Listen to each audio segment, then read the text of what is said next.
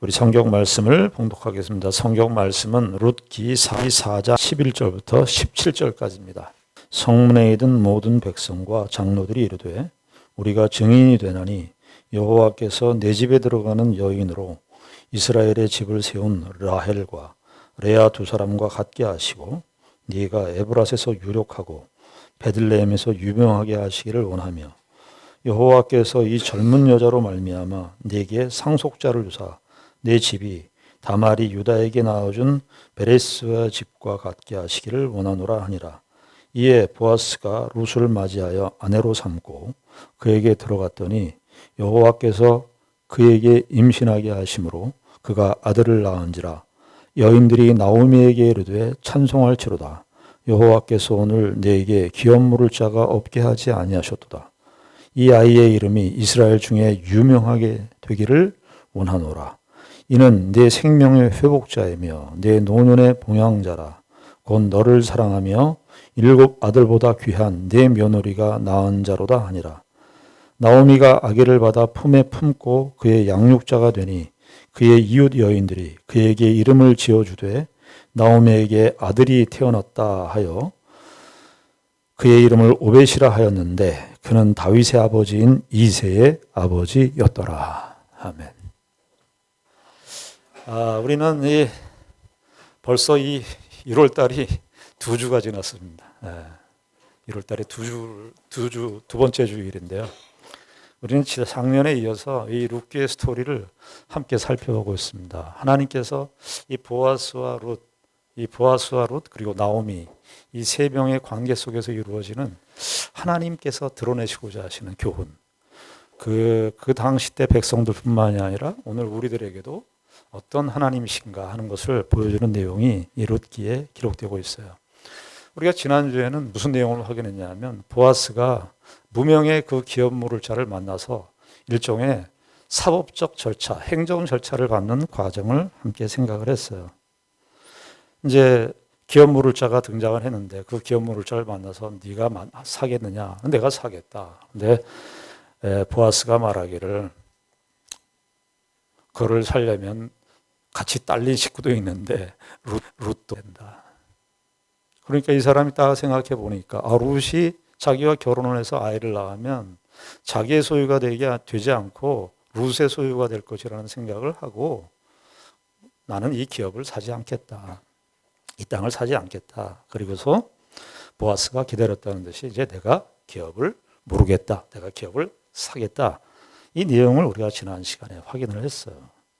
그리고 나서 이제 보아스가 어떤 절차까지 밟냐면요. 증인의 절차를 밟아요. 그래서 그 7절부터 보시면은 옛적 이스라엘 중에는 모든 것을 물으거나 교환하는 일을 확정하기 위하여 사람이 그의 신을 벗어 그의 이웃에게 주더니 이것이 이스라엘 중에 증명하는 전례가 된지라.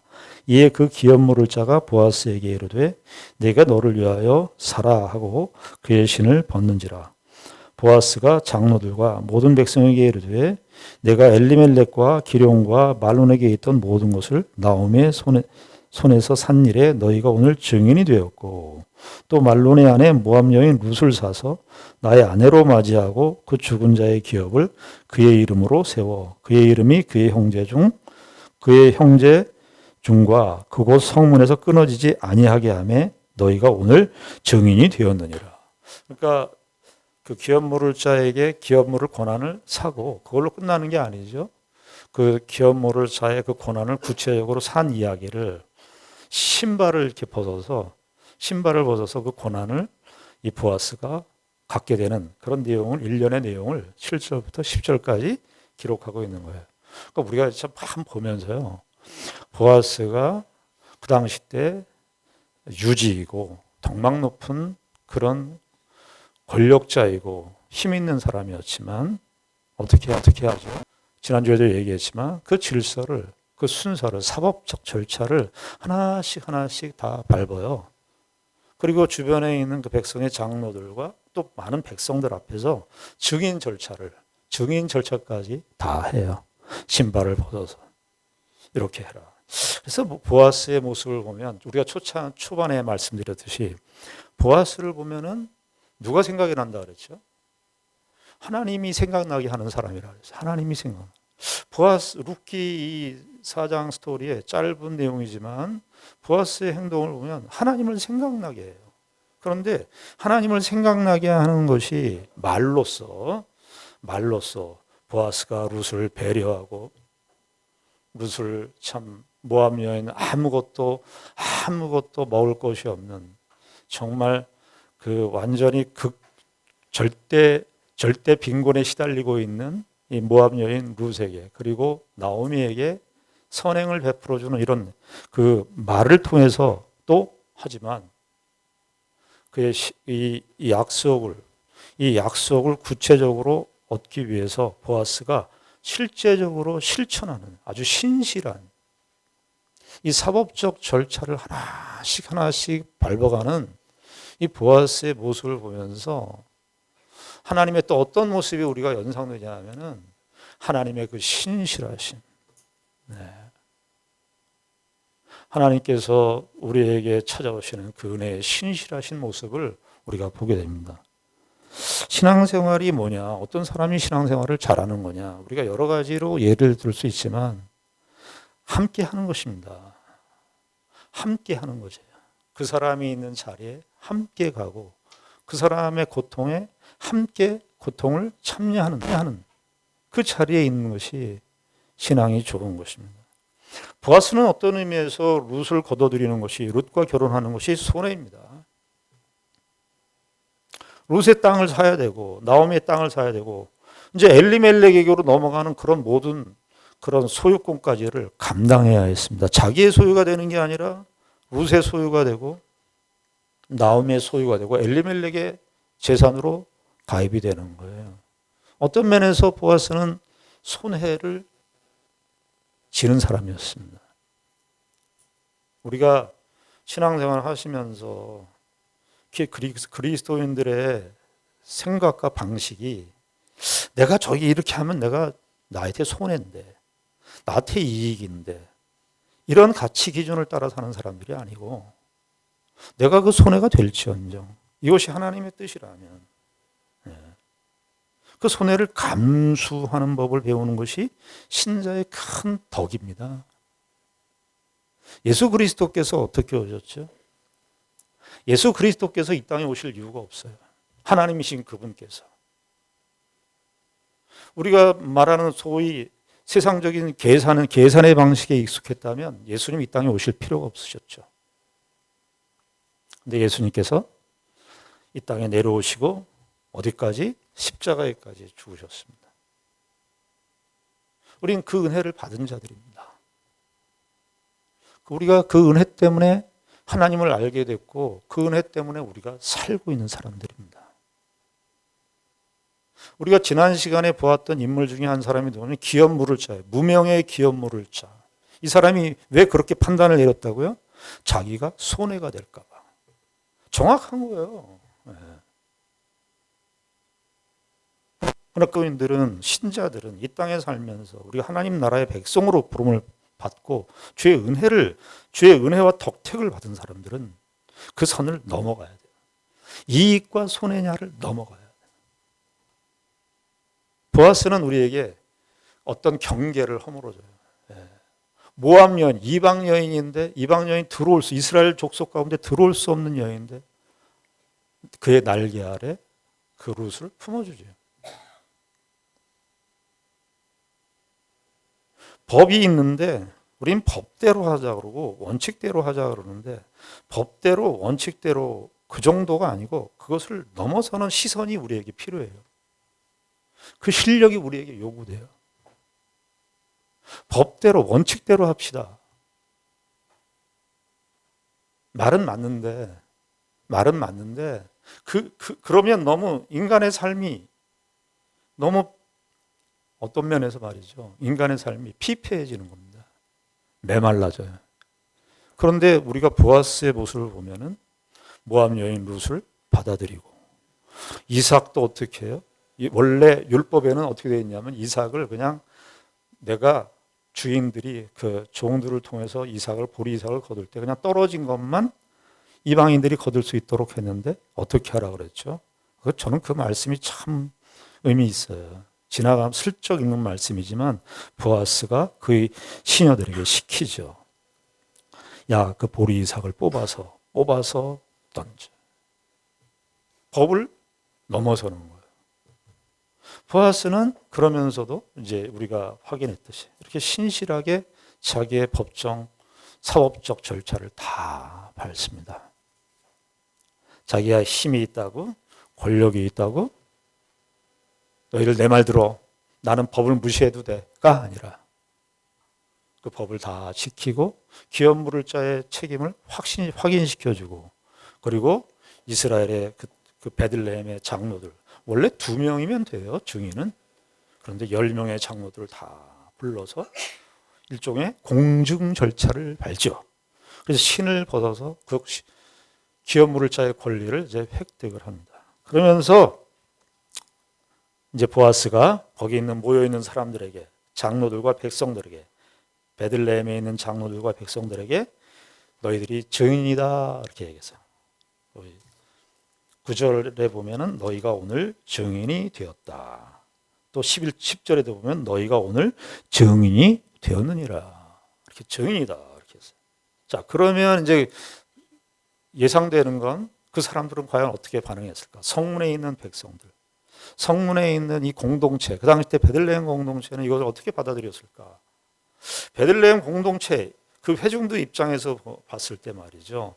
보아스가 이런 모든 하는 일에 있어서 은혜롭지가 않아요. 절차적 정당성을 무시하고 그렇게 했다면 이 사람들이 너희들이 증인이라 그럴 때 나 증인 노릇하기 싫은데, 그런 반발심이 생겨지지 않았을까요?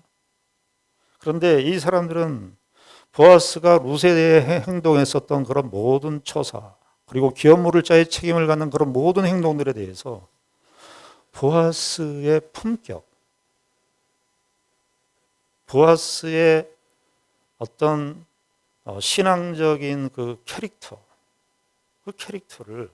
그들이 목격한 것입니다. 그래서 11절에 성문에 있는, 여기 특별히 성문에 있는 성이라고 하는, 그냥 백성과 장로들 그러면 되는데, 그 성, 베들레헴 성, 그 도시 전체를 얘기하는 거예요. 그 베들레헴 도시에 있는 모든 백성, 장로들, 모든 백성, 이 모든 백성이라는 말은 백성에도 해당되지만 모든이라는 말은 장로들에게도 해당돼요. 아까 10명의 장로라 그랬지만 더 있었을 것으로 보여요. 모든 백성과 장로들이 이르되 우리가 증인이 되었다. 이렇게 얘기합니다. 우리가 증인이 되나니, 그러면서 이 백성의 장로들, 백성들과 이 장로들이 이구동성으로 이런 축복을 선언합니다. 어떤 축복이냐 하면은 11절에 보면 우리가 증인이 되나니 여호와께서 내 집에 들어가는 여인으로 이스라엘의 집을 세우는 라헬과 레아 두 사람과 같게 하시고. 야, 이게 얼마나 대단한 고백인지 몰라요. 룻이 모압 여인이잖아요. 근데 모압 여인 룻인데 이제 이스라엘 공동체, 이 베들레헴 공동체가 이 보아스와 룻의 이런 관계를 이야기하면서 뭐라고 얘기하느냐 하면은 라헬과 레아 같게 하시옵소서. 여러분, 라헬과 레아는 어떤 사람이죠? 이 라헬과 레아는 창세기 29장의 야곱의 아내입니다. 야곱의 아내. 이스라엘이 12지파가 12아들이 형성된 것이 이스라엘의 12지파잖아요. 이스라엘의 12지파는 신약교회 12사도도 연결되는 그런 흐름을 갖고 있는 거예요. 12지파가 형성된 것이 야곱이에요. 야곱을 통해서 12자녀들이 나오거든요. 12형제들이. 그 야곱의 부인 이름이 뭐였냐면 라헬과 레아. 그러니까 이 성문에 있는 이 장로들이 말하는 이 내용이 어떤 면에서 예언이에요. 예언. 축복이면서도 예언입니다. 근데 그 룻이 그 죽은 자의 기업을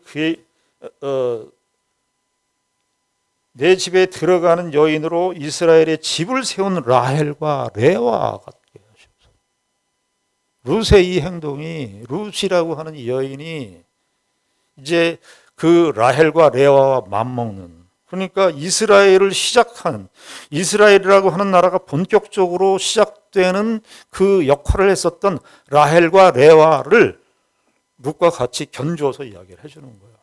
룻이 바로 이런 사람이었다. 자, 그러면서 또 누구 얘기를 하느냐 하면 이제 보아스에게 하는 내용인데요. 룻이 이런 여인이다. 이런 여인을 갖게 하시고 이렇게 얘기하고, 그 다음에 11절에 보시면 네가 에브랏에서 유력하고 베들레헴에서 유명하게 하시기를 원하며, 이거는 뭐죠? 지금 요 처음에 있었던 내용은 룻에 관한 내용이에요. 룻이 레아와 라헬 갖게 하시옵소서, 이렇게 얘기했어요. 그 다음에 두 번째는 보아스를 얘기하는 거예요. 이것이 참 의미심장합니다. 보아스를 향해서 뭐라고 얘기하냐면 네가 에브랏에서 유력하고 베들레헴에서 유명하게 하시기를 원하노라. 여기 유력하다는 말을 썼는데요. 이 유력하다는 말이 이 룻기에 하일이라고 하는, 히브리어의 하일이라고 하는 말을 여기서 또 한 번 썼어요. 3번 나오는데요. 2장 1절에 보아스를 가리켜서 유력하다 그럴 때 이 하일이라는 말을 썼어요. 그리고 룻을 가리켜 현숙한 여인 이럴 때 하일이라고 그랬어요. 그때 제가 얘기했죠. 이 현숙하다는 말의 번역이 참 여러 가지로 번역할 수 있는데 제가 굳센 여자다 이렇게 번역하는 것이 좋겠다 이렇게 얘기를 했죠. 그런데 오늘 이 4장 11절에서는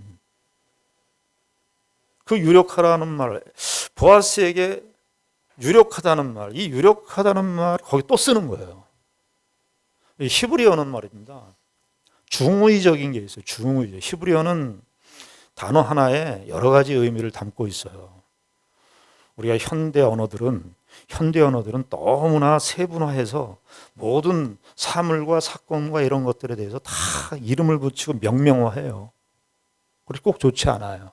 그래서 어떤 사건과 사람과 사물에 대해서 그 본질이 그 단어로 그냥 제한되어 버리는 경우가 많아요. 어떤 면에서 히브리어가 좋습니다. 히브리어는 그 단어 하나가 중의적인 의미를 담고 있어요. 그래서 이렇게도 문맥에 따라서 번역을 해야 돼요. 여러분, 말씀이라는 표현이 있죠. 다발이라는 표현이 있어요. 다발이라는 이 표현은 말씀이라는 말인데 이것이 꼭 다발이라고 하는 것이 말만 있는 게 아니에요. 거기에는 사건이라는 의미도 있고 일이라는 의미도 있어요. 여기 지금 룻기 자체 내에서도 이 하일이라는 말, 어떤 한 사람을 설명했을 때 룻을 얘기할 때 정말 힘 있고 유력한 사람, 룻을 얘기할 때 정말 현숙하고 굳센 여인, 그렇게 한 사람의 캐릭터를 설명할 때 쓰이지만 여기에서의 이 하일은 제가 이렇게 복잡하게 얘기하죠. 단어가 갖는 의미가 커서 그래요. 이 말이 이 베들레헴의 장로들이 하는 이 예언이 아주 의미심장한 표현이라서 그래요. 그리고 여러분 이 표현, 이 평행법을 사용했는데요. 에브랏에서 네가 에브랏에서 이제 보아스에게 하는 거예요. 에브랏에서 유력하고 베들레헴에서 유명하게 하시기를 원하며, 이 말은 뭐냐 하면은 히브리어식으로 얘기하면 평행법이에요. 에브랏은 베들레헴과 같은 말이에요. 베들레헴의 옛말이 에브랏이에요. 그러니까 이것은 평행법이에요. 에브랏에서 유력하게, 보아스 네가 유력하게 되기를 원하고 베들레헴에서 유명하게 하시기를 원한다. 여러분, 이것은요 단순히 한 보아스만을 이야기한 것이 아니죠. 보아스를 통해서 드러내고자 하는 어떠한 존재,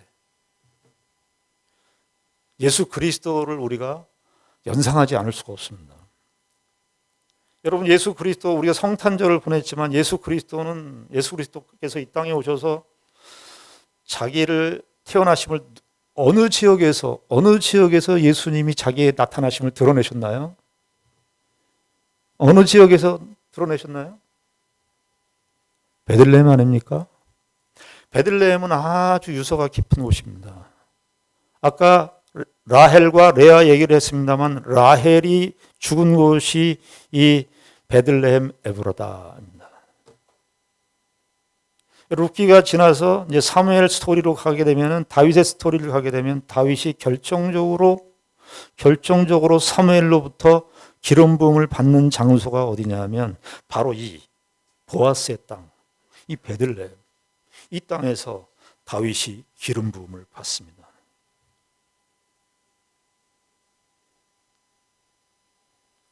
여러분, 마태복음 2장에 보면 동방박사들이 예수님의 탄생을 별을 보고 쫓아오다가 별을 잃어버리죠. 그래서 그 동방박사가 이스라엘의 왕은 예루살렘이 성지니까, 예루살렘 성전이 있으니까, 이스라엘의 중심은 예루살렘이니까 예루살렘에서 메시아가 태어날 것이다, 이스라엘의 왕이 태어날 것이라고 생각을 해서 예루살렘에 왔어요. 그런데 거기에서 헤롯 왕이 그러죠. 야, 예수님이 어디서 태어나느냐 하면서 서기관들에게 묻습니다. 대제사장과 서기관들에게. 야, 메시아가 어디서 태어나느냐? 그럴 때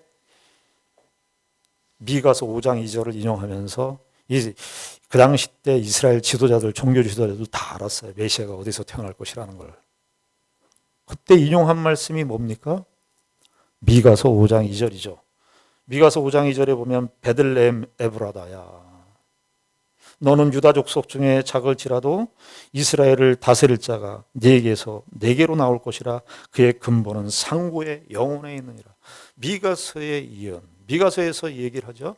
예수 그리스도의 오심과 탄생, 예수 그리스도의 탄생이 어디에서 있을 것이다? 베들레헴에서. 공간이라고 하는 거, 공간이라고 하는 것은, 땅이라고 하는 것은 서사가 있는 거예요. 저와 여러분들이 지금 오늘 우리 교회 이 공간 속에서 우리가 각자 살고 있지만 각자 이 교회를 대하는 서사가 다 달라요. 공간이라고 하는 것은 공간에 서사가 있는 거예요. 몇 가지의 층위가 있는 거예요. 그 베들레헴은 라헬이 야곱이 사랑했대. 왜 라헬이 먼저 나왔냐면 원래 레아하고 결혼은 먼저 했어요. 창세기 29장을 여러분 보십시오. 나중에 기회 있을 때. 원래 야곱은 라반의 집에 갔을 때 라헬을 더 좋아했어요. 그런데 꼬임수에 넘어가서 레아와 먼저 결혼을 했습니다. 야곱이 정말 사랑했던 여인은 라헬이었습니다.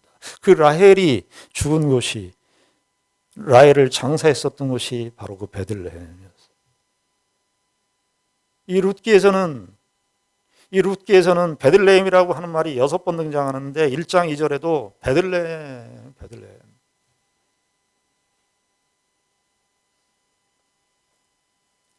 베들레헴 에브라다에서 유력하고 유명하게 하시기를 원하노라. 이렇게 이 장로들이 이야기를 합니다. 자, 그리고 이 예언을 하면서 12절에 보시면 이 장로들이 이렇게 이야기를 합니다. 여호와께서 이 젊은 여자로 말미암아 네게 상속자를 주사 내 집이 다말이 유다에게 낳아준 베레스의 집과 같게 하시기를 원하노라 하니라. 이거 창세기 38장의 스토리입니다. 창세기 38장은 성경에서 가장 지저분한 장으로 알려져 있어요. 그런데요, 창세기 38장을 읽을 때 우리의 시선, 우리의 그 남녀 간의 그런 성적인 문제, 이런 그 현대 문맥으로 읽으시면 안 돼요. 현대 관점에서. 창세기 38장은 유다, 시아버지 유다와 며느리인 다말이 그 관계를 맺어서 베레스가 출생하게 되는 그 이야기가 창세기 38장에 기록되어 있어요. 여러분들 기회 있을 때 읽어보십시오. 그런데 문제는 이 다말이라고 하는 여자가 예수 그리스도의 족보에도 나와요. 다말은 이렇게 생각한 겁니다. 유다가 유다가 세 아들을 뒀어요. 근데 첫 번째 아들은 악해서 하나님께서 죽이셨고, 두 번째 아들은 가만히 보니까 내가 그 다말과 결혼해야 된다. 그 형사 취수법이라고 해서 형이 죽으면 그 동생이 형수와 결혼을 해서 대를 잇게 하는 법이에요. 그 계대 결혼이라고 하기도 하고 형사 취수법이라고도 합니다. 그런데 이 둘째가 봤을 때 내가 형의 대를 입이 형의 족보를 따라서 가는데 내 이름이 사라지니까 자기가 다른 방법을 써서 그 형수와 잠자리를 같이 하지 않습니다. 그래서 그것을 보시고 하나님께서 성경에는 자세히 나와 있지 않지만 이 하나님 보실 때 굉장히 악한 것으로 보아서 그 둘째도 죽습니다. 근데 셋째가 있었어요. 셀라라고 하는 셋째가 있었는데 이 셋째가 이제 보니까 셋째가 이어서 그러면 다말과 이제 결혼을 해야 되는데 셋째가 너무 나이 어린 거예요. 그런데 유다가 생각할 때 가만히 보니까 우리가 생각할 때 야, 저 다말이라고 하는 이 여자와 결혼하면 내 아들이 다 죽는다. 저 다말이 우리 식으로 옛날 우리 유교식으로 얘기하면 저 여자한테 시집 가면 다 죽어. 아마 유다가 그렇게 생각했던 것 같아요. 그런데 하나님께서 여차저차 이런 사건을 격려해서 하여튼 유다와 다말 시어버지 유다와 며느리 다말이 결혼을 해서 이 상속자를 낳게 돼요. 그때 낳은 사람이 누구였냐면 베레스였습니다. 베레스. 그래서 여기서 이 얘기하는 거예요. 12절에 여호와께서 이 젊은 여자로 말미암아 내게 상속자를 주사 내 집이 다말이 유다에게 낳아준 베레스의 집과 같게 하시기를 원하노라 하시는 거예요. 여러분, 이 다말의 행동은 부도덕한 행동이 아니에요. 다말의 행동은 어떤 면에서 하나님의 약속을 이을 씨를 단절될 것 같은 거예요. 하나님의 약속의 씨를 이을 행동을 한 거예요. 유다도 나중에 알고 더 이상 다말과 관계를 맺지 않습니다. 그러면서 유다는 나중에 이제 창세기 38장, 39장, 40장, 41장 형제들과 어떤 갈등을 겪으면서 유다도 변하게 되는 모습들이 창세기 뒷부분에 기록되어 있어요. 그렇게 이 이스라엘의 장로들의 이 예언은 아주 구약 신약 시대까지를 내다보게 하는 그런 예언의 성격을 갖고 있는 것이죠. 자, 그리고 두 번째 내용은 뭐냐면은 13절에 보시면 이제 그 예언의 성취가 이루어지는 거예요. 이 장로들의 예언이 성취되는 겁니다. 이에 보아스가 룻을 맞이하여 아내로 삼고 그에게 들어갔더니 여호와께서 그에게 임신하게 하심으로 그가 아들을 낳은지라. 임신하게 하셔서 아들을 낳으셨다. 자, 그런데 말입니다. 이제 아들을 낳았는데, 자, 우리가 4장 11절부터 12절까지는 남성, 장로들이나 백성들이 룻을, 보아스를 칭송하는 그런 내용이에요. 그런데 이제 룻이 아이를 낳고 이제 그 낳은 이야기에 대해서 여인들이 찬송하는 내용이 나와요. 14절부터 보시면 여인들이 나오미에게 이르되 찬송할지로다 여호와께서 오늘 내게 기업 물을 자가 없게 하지 아니하셨도다. 이 아이의 이름이 이스라엘 중에 유명하게 되기를 원하노라.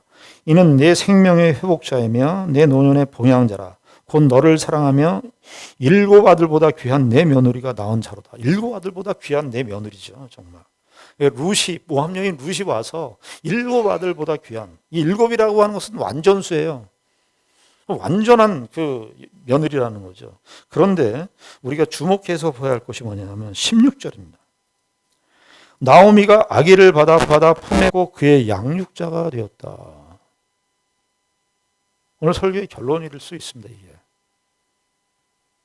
나오미가 아기를 받아 품에 품고 그의 양육자가 되니, 이거 오늘날의 문맥에서 보면 며느리가 이제 일하고 나가니까 시어머니가 자식을 돌보는 그런 모습처럼 보일 수 있어요. 요즘에 그러시잖아요. 요즘에 제가 어느 날 소아과에 가니까 다 저보다 연배가 있으신 분들이 다 오셨어요. 손주를 데리고 병원에 온 거죠. 우리 현상이 지금 그렇게 돼 있는데, 지금 그런 맥락일까요? 나오미가 룻이 낳았잖아요. 룻이 품고 있어야 되죠. 룻이 바깥에서 일하니까 나오미가 대신 손주를 안고 있는 걸까요? 그런 맥락일까요? 그런 맥락이 전혀 아니죠. 그런데 16절에 누가 품에 안고 있어요? 나오미가 아기를 받아 품에 품고 그의 양육자가 되었다. 이게 룻기가 이제 결론부에 가면서 다음 주에 결론을 볼 테지만, 이 룻기 결론부에 가면서 하고 싶은 초점이 있는 거예요. 나오미가 아기를 받아 품에 품고 그의 양육자가 되었다. 여러분, 사사기를 우리가 룻기를 시작하면서 룻기의 시대적 배경이 어떤 시대적 배경이라고 그랬죠? 그 룻기 서론의 결론이 나와요. 우리가 룻기를 보면은 보아스와 룻과 나오미 뭐 이런 사람들의 이야기가 나오고 하니까 사람들이 그냥 그때그때 살아가는 이야기로 이렇게 생각할 수 있는데 그 사람들은 시대를 떠나서 살았나요? 그 사람들 다 시대적인 조건 속에서 살았어요. 근데 그 시대적인 조건을 이야기할 때 제일 먼저 사사기 1장 1절에서 사사들이 치리하던 때.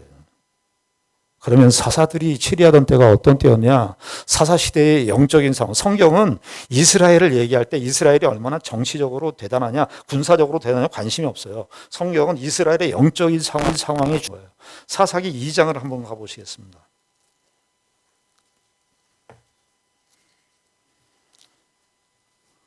사사기 2장. 사사시대의 영적인 상황을 보여주는 서론에 해당하는 말씀이 있습니다. 사사기 2장 6절부터 보겠습니다.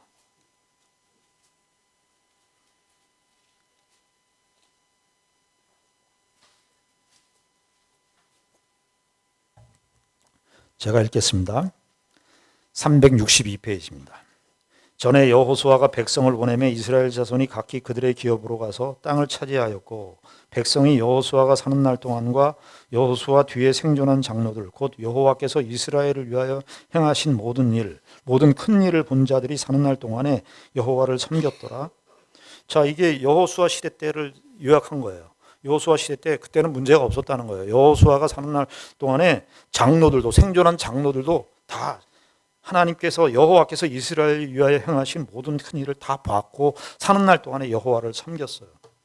자, 8절에 보면 여호와의 종 눈의 아들 여호수아가 110세에 죽음에 무리가 그의 기업의 경내 에브라임 산지 가앗산 북쪽 딥낫 헤레스에 장사하였고 10절 그 세대의 사람도 다 그 조상들에게로 돌아갔고 그 후에 일어난 다른 세대는 이 부분이 중요해요. 그 세대의 사람도 다 그 조상들에게 돌아갔어요. 그러니까 여호수아가 살던 시대 가나안 정복 시대의 사람들은 신앙으로 성공했다는 거예요. 그런데 이제 그 후에 일어난 다른 세대는 10절에 여호와를 알지 못하며 여호와께서 이스라엘을 위하여 행하신 일도 알지 못하였더라. 하나님에 대한 인식과 하나님을 알아가는 그런 일들이 단절다. 그래서 사사기 21장 마지막 절에 어떻게 되어 있습니까? 21장 25절에 그때에 이스라엘에 왕이 없으므로 사람이 각기 자기의 소견에 옳은 대로 행하였더라. 질문을 던져야 됩니다. 여기서. 그러면 어떻게 되지? 여호와의 신앙은 어떻게 되지? 여호수아 시대 때 여호수아 시대를 거쳐서 한 400년, 330년, 이건 뭐 정확한 연대는 알 수가 없어요. 300년 혹은 400년 동안의 이 사사 시대가 여호와를 알지 못하는 신앙이 되었는데 다 자기 소견에 옳은 대로 살았는데 하나님의 소견에 옳은 대로 살아야 되는데 자기 소견에 옳은 대로 산 그 시대에 그럼 여호와를 믿는 신앙은 과연 어떻게 될 것인가? 그 신앙이 어떻게 전수될 것인가? 그 이후의 시대에. 그런데 그 사자들이 치리하던 때를 이야기하면서 룻기 1장을 시작을 하는데 그 사사시대의 그 비극, 하나님의 뜻대로 살지 않고 하나님을 알지 못하던 그 시대의 비극을 누가 한 몸으로 안고 있는 거예요? 나오미가. 우리가 처음 시작할 때 나오미는 모압 땅을 향해서 갔는데 가자마자 누가 죽어요? 남편이 죽고 10년 있다가 두 아들도 죽습니다. 텅 비어버린 나오미. 사사들이 치리하던 그 시대의 시대적 비극을 하나님의 소견대로 살아야 되는데 자기의 소견대로 산 인생의 그 이스라엘의 비극적 사사시대의 그 비극적 상황을 사실은 나오미가 온몸으로 겪은 것이에요. 그래서 그 여호와의 신앙이 과연 그 나오미를 통해서 어떻게 전수될 것인가? 그것을 룻기 4장 16절에 이야기를 하는 거예요. 16절, 17절에. 나오미가 아기를 받아 품에 품고 그의 양육자가 되니 그의 이웃 여인들이 그에게 이름을 지어주되 나오미에게 아들이 태어났다 하여 그의 이름을 오벳이라 하였는데 그는 다윗의 아버지인 이새의 아버지였더라. 나오미의 품에 안긴 것입니다. 여러분, 우리가 이 오늘 설교의 제목이 하나님의 섭리의 결과입니다. 보아스도 룻도 나오미도 그 시대를 살았습니다. 이 모든 일들은 어떻게 되는 것이죠? 우리가 무엇으로 다 해석할 수 있죠? 하나님의 섭리의 결과입니다. 나오미는 인식을 못했을 겁니다. 자기가 남편이 죽고 아들이 죽고 비참한 인생이라고 절망했을 거예요. 그래서 1장에서 나오죠. 베들레헴의 여인들을 만나서 나는 텅 비어버린, 다 잃어버렸다. 하나님이 나를 치셨다. 하나님의 섭리의 손길은 뭐죠? 거기서도 일하고 계셨다. 그래서 결국은 무엇으로 보이는 거예요? 나오미가 룻의 아들 오벳을 낳는 것으로. 하나님께서 그 섭리의 결과를 만들어내시는 하나님의 역사를 우리가 보게 되는 것입니다. 우리가 섭리 그럴 때 제일 우리가 아주 역전의 모습을 보여주고 있는 인물이 있죠. 창세기 마지막을 장식하고 있는 인물이죠. 요셉이죠. 여러분, 요셉은 창세기 37장에 그 요셉의 스토리를 한마디로 짧게 요약을 한다면 이런 것이 되는 거예요. 요셉은 형제들에게 버림을 받았습니다. 버림을 받았는데 형제를 구원했습니다. 요셉이 한 문장으로 얘기한다면 요셉은 형제들에게 버림을 받았지만 뭐예요? 창세기 45장에 가면 형제들을 구원했습니다. 이 간격, 형제들에게 버림을 받았는데 형제들을 구원했어요. 이 간격, 이 틈을, 이 사이를 성경은 무엇이 채웠다고 얘기하는 겁니까? 하나님의 섭리가 일어났다는 거예요. 하나님께서 그의 인생을, 하나님의 백성들의 인생은 하나님의 섭리를 따라 사는 인생이에요. 그 하나님의 섭리, 하나님의 섭리의 절정은 예수 그리스도의 죽으심이죠. 예수 그리스도께서 죽으셨어요. 신이신 그분께서 이 땅에 인간의 몸을 입고 오셔서 십자가에 죽으셨어요. 죽으심이 무슨 결과를 만들어냈나요? 그 죽으심이 어떤 결과를 만들어냈나요? 부활을 만들어냈잖아요. 부활을. 저와 여러분들 올 한 해를 시작하시면서, 지난 한 1년을 시작하시면서 1년을 보면 저와 여러분들이 우린 너무나 자책을 많이 해요. 이 자책을 많이 하면 굉장히 겸손한 사람인 것처럼 보여요. 그러나 자책이라는 것도 가만히 뒤집어 보면 일종의 교만의 다른 모습이에요. 왜 자책을 많이 하나? 내가 그때 이렇게 했으면 됐는데, 내가 그때 이런 말 하지 않았으면, 내가 그때 이런 행동을 하지 않았으면, 그때는 괜찮았을 텐데, 이렇게 자책을 하는 것은 어떤 의미에서 굉장히 겸손해 보이지만, 그런 얘기를 하게 되면 뭐냐면 그쪽에 하나님이 개입이 안 된 거예요. 내 자책을 계속 한다면 인간의 삶이, 나의 삶이 내가 선택하고 내가 결정하고 가능한 모든 것으로 다 결정되어진다는 그 생각에 자리하고 있기 때문에 자책을 하는 거예요. 뭐를 못 보는 거예요? 우리의 실수와 우리의 한계와 우리의 무능과 우리의 철없음을 통해서 일하시는, 그것을 통해서도 얼마든지 만들어내시는 하나님의 섭리를 우리가 못 보고 있는 거예요.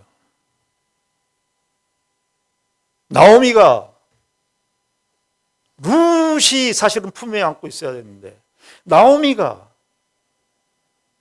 이 오벳을 안고 있는 이 모습이야말로 무슨 얘기의 절정을 보여주는 겁니까? 하나님께서 이 비참한 비루한 인생, 나오미와 같은 모든 것이 텅 비어져 버린 그 인생인데 하나님의 섭리가 역사하셔서 하나님의 섭리로 나오미가 그 아들을 안고 있는 겁니다. 룻기는 그것을 조명해 주는 거예요, 우리에게. 너희들의 인생, 너희들이 지금 판단하고 너희들이 겪고 있는 그 현실로 판단하지 마라. 너희들의 인생은 하나님께서 인도하시는 인생이야. 너희들이 실패했다고, 너희들이 작년에 어려웠다고 그것으로 너희의 인생을 마감하는 것이 아니다. 하나님께서 너희들의 삶을 인도하신다. 나오미가 오벳을 안고 있는 거 봐라. 저와 여러분들의 인생을 하나님께서 그렇게 부르시고 인도하시고 우리의 인생을 그렇게 역사하실 것입니다. 기도하겠습니다. 하나님 아버지 은혜를 감사합니다. 나오미의 이 마지막 모습을 보면서 하나님의 참 놀라우신, 우리가 예측할 수 없고 우리의 이해를 뛰어넘는 하나님의 섭리의 역사를 보게 됩니다.